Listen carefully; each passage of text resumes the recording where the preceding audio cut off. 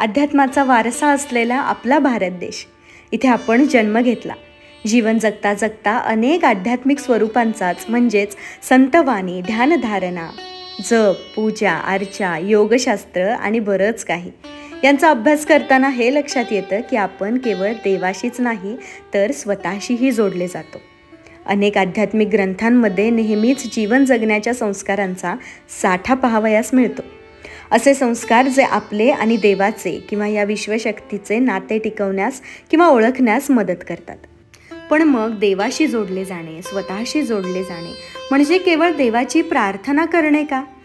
की मग आपल्या आयुष्याचं ध्येय प्राप्त करण्यासाठी देवासमोर बसून अगदी मनापासून काहीतरी मागणे किंवा थोडक्यात ते प्राप्त करण्याची शक्ती मागणे, की आपल्या आयुष्याचंच ध्येय देवाशी एकरूप होणे आहे? आणि मग हे उलगडताना हा प्रश्न तयार होतो की देव म्हणजे काय किंवा देव म्हणजे कोण? मग उत्तर येतं की केवळ एक काल्पनिकता की ही विश्वशक्ती? उत्तरातही पुन्हा प्रश्न पडतो. अशी विश्वशक्ती जिच्या सहाय्याने जीवन नावाचा भवसागर तरून जाऊ शकतो. मान्य की आपण देव पाहिला नाही, पण प्रार्थनेची ताकद अगदी सर्वांनीच म्हणण्यापेक्षा जवळजवळ सर्वांनीच अनुभवली आहे. मग ह्याच शक्तीपुढे आपण प्रार्थना करतो का? आणि केवळ एका प्रार्थनेने नेमकं होतं तरी काय? तर माझ्या माहितीप्रमाणे आपण प्रार्थना करतो म्हणजे एक विश्वासाची भावना मनात ठेवून चांगला विचार करतो, एक आशा मनी बाळगून काहीतरी मागण्याचा प्रयत्न करतो आणि ह्याच विश्वासाच्या आशावादी लहरी वातावरणामध्ये मिसळतात आणि आपलं आयुष्य आणखी सुखमय करण्याचा प्रयत्न करतात. किंवा असंही म्हणता येईल की हवी असलेली गोष्ट मिळवून देण्यासाठी वाट दाखवतात. पुढं जाऊन मला असं वाटतं किंवा एका आयुष्याच्या पायरीवर हे महत्त्वाचं ठरतं की देवासमोर बसून प्रार्थनेतून मागणी कोणत्या गोष्टीची घालावी.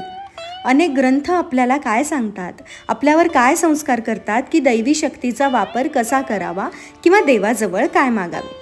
मग देवाजवळ मागताना आपल्याला हव्या असणाऱ्या गोष्टी मिळवण्याची ताकद, स्वतःला शोधण्याची कल्पना, या धकाधकीच्या वातावरणात गरजेची असलेली शांतता, चांगले कर्म करण्याच्या वाटा, इतरांना समजून घेण्याची कुवत, स्वतःवर प्रेम करता करता देवाशी एकरूप होण्याची भावना, मनाने आजारी असलेल्या, सतत गोंधळात असलेल्या, सतत राग द्वेष या भावना मनी ठेवणाऱ्या माणसांना ताकद देण्याची मागणी आणि ह्या सगळ्याच गोष्टींची मागणी प्रार्थनेद्वारे आपण करायला लागतो. तेव्हा तर माझ्या मते आपल्याला अध्यात्म कळला असावा.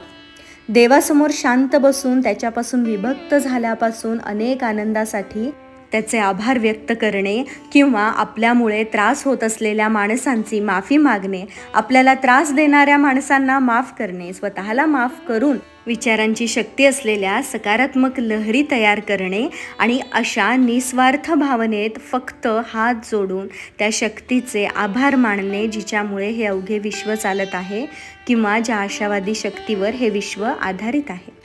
आणि ह्याच प्रार्थनेच्या जोरावर आपण स्वतःला आणि देवाला नक्कीच ओळखू शकू. शेवटी काय तर मनुष्य एकरंगी नाही. मनुष्याचा खरा संघर्ष ईश्वराशी नाही, समाजाशी नाही, तर तो स्वतःशी आहे. आणि त्या संघर्षाला सामोरे जाण्याची शक्ती केवळ आणि केवळ प्रार्थनाच आपल्याला देत असते असं मला वाटतं.